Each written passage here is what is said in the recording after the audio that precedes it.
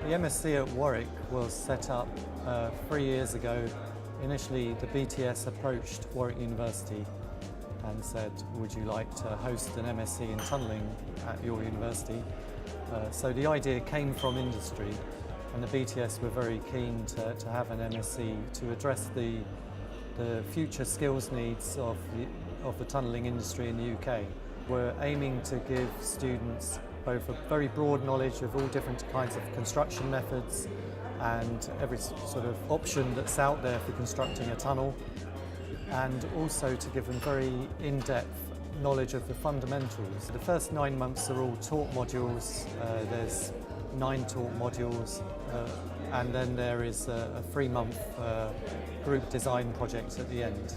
About 50% extra compared to a year of undergraduate study, so it's quite a lot more. The structure of the course is such that each module is 1 week long, and it's taught Monday to Friday, so pretty much 9 to 5 every day, Monday to Friday.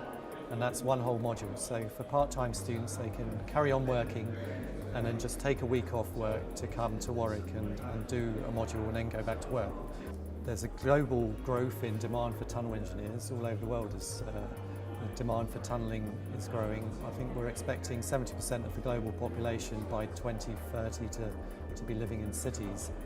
And that obviously needs a lot of utilities and transportation to be moved underground.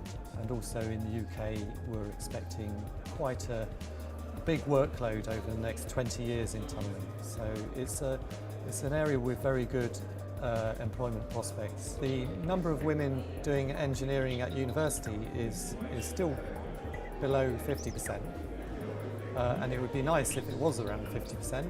I think we just need to encourage more girls to pick the A-level subjects that then bring them into engineering at university, and then there'll be more engineering graduates who come into the industry.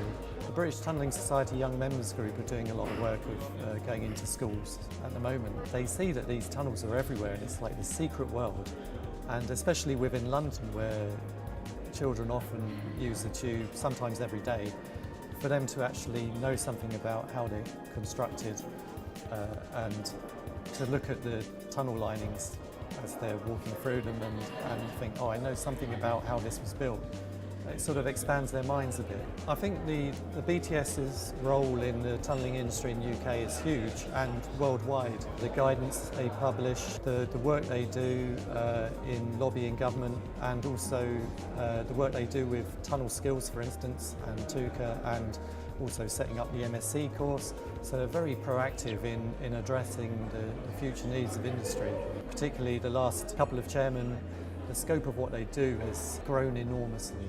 What we need to think about is how we can use the underground space most effectively. We can do more to put more of our transport and utilities underground to make the actual surface area of our cities nicer for people and safer for people to walk and cycle around in. I sort of have this vision of the future where we'll look back at when we used to have, vehicles with exhaust fumes spewing out, driving around our cities and being a danger to pedestrians as, the Stone Ages. I think we'll really look back on the time now when you see the vehicles going down the street and we'll think that was crazy. What were we thinking?